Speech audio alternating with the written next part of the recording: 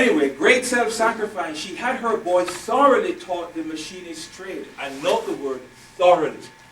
Not just taught, but thoroughly. I told you that Washington is a great believer, not just in preparation, any kind of preparation, but superior preparation.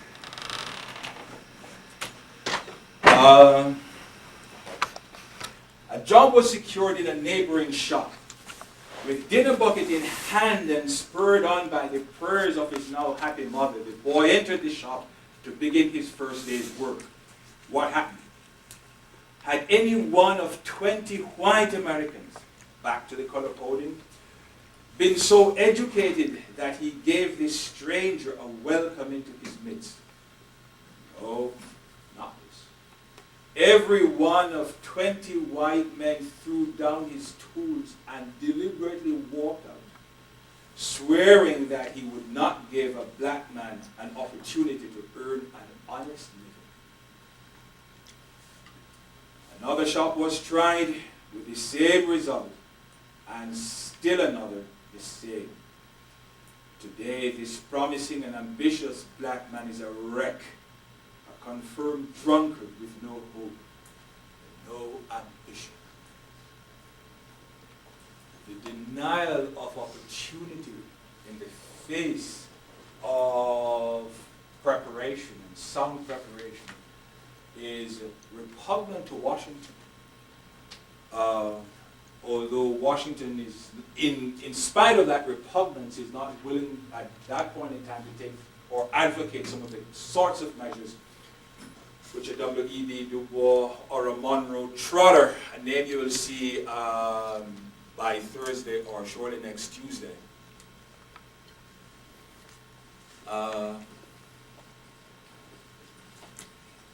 would advocate in response to that kind of denial of opportunity. But Washington does say, I know not who is worst, the ex-slave holder who perforce compelled his slave to work without compensation.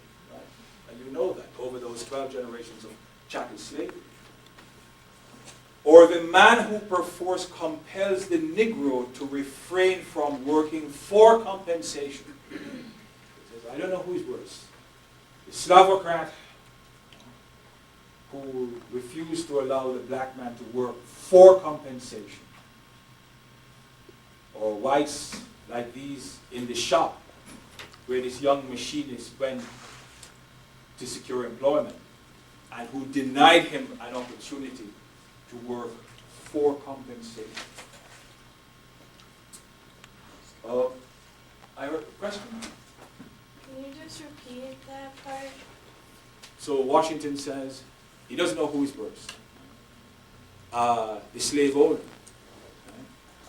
right, who used his slave like the parasitic slave holder, who used the slave to his the slave owner's own benefit and advantage. I'm paraphrasing. Did so. You know what Lincoln said, right? All the wealth by the bondsman's 250 years of unrequited toil. I gave you that at the very beginning of the semester, that handout. He doesn't know who is worse, either that slaveholder or the types in the machinist shop who, when a black man has prepared himself, now seeks to have an opportunity to demonstrate that preparation in his everyday work life, is denied that opportunity. Clear? That's all I question? Clear? That's good, thanks. All right.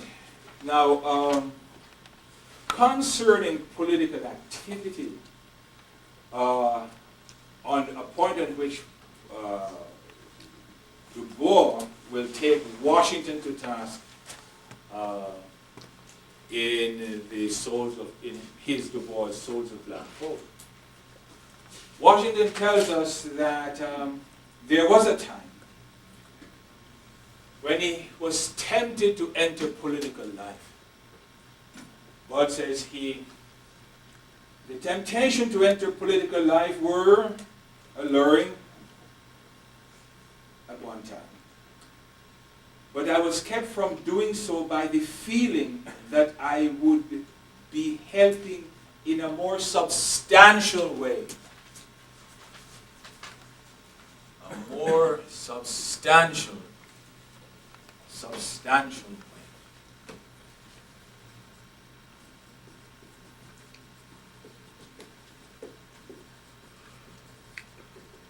And remember when I read to you last time from his Atlanta Exposition address, how I emphasized Washington's concern or stress rather on substantial, the substantial, said he, rather than the ornamental, trifling. That I'd be helping in a more substantial way by assisting in laying the foundation of the race. The foundation of the race through a generous education of the head, hand, and heart. A generous education of the hand, head, and heart. I saw colored men who were members of state legislatures and county officers who in some cases could not read or write and whose morals were as weak as their education.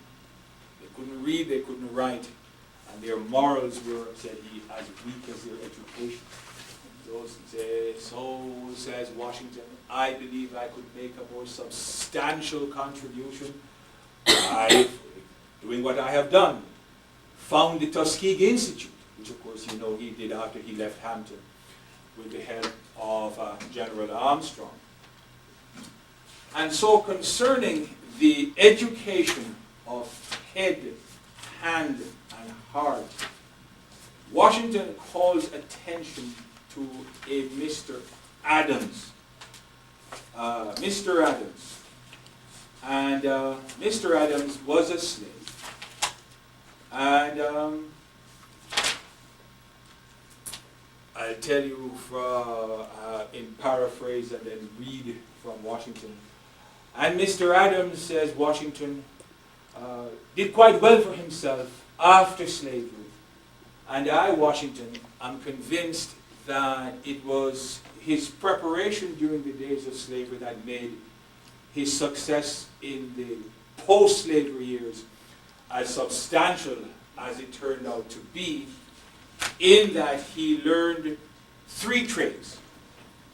And it is the learning of those 3 trades that made such a difference, says Washington for Mr. Adams. Says Washington, I have always felt that Mr. Adams, in a large degree, derived his unusual power of mind from the training given his hands in the process of mastering well 3 trades during the days of slavery.